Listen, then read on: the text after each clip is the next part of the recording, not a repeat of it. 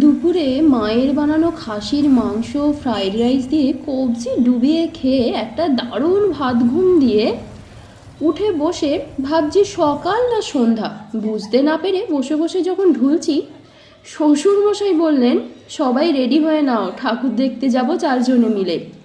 এমনিতে পুরো পুজোটাই এবারই আর ওবারই করে করেই কেটেছে, কোথাও বিশেষ সেরকম ঠাকুর দেখা হয়নি।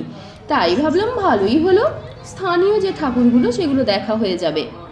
তাই আগে থেকে তো কিছুই ঠিক নেই, তাই হাতের কাছে যা পেলাম তাই পরে 4 জনে তৈরি হয়ে বেরিয়ে পড়লাম। হরিপাল, কৈকালা, গজার মোড় ঘুরে ঘুরে সব ঠাকুর দেখতে লাগলাম। কোথাও বনেদি বাড়ির দুর্গা পুজো, কোথাও প্যান্ডেলের পুজো।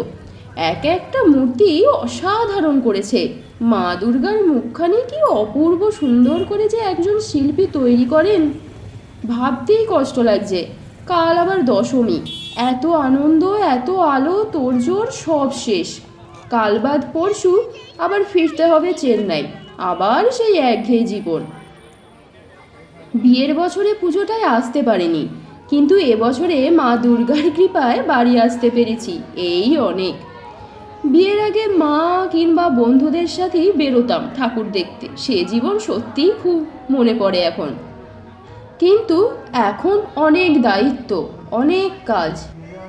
আগের মতো আর তাই দুবেলা প্ল্যান করে ঠাকুর দেখতে যাওয়া হয় না, আর হয়েও ওঠে না বন্ধুদের সাথে বসে জমিয়ে আড্ডা দেওয়া। মা দুর্গা যেমন পুজো শেষে নিজের সংসারে ফিরবেন, আমাদেরও ফিরতে হবে আমাদের সংসারে।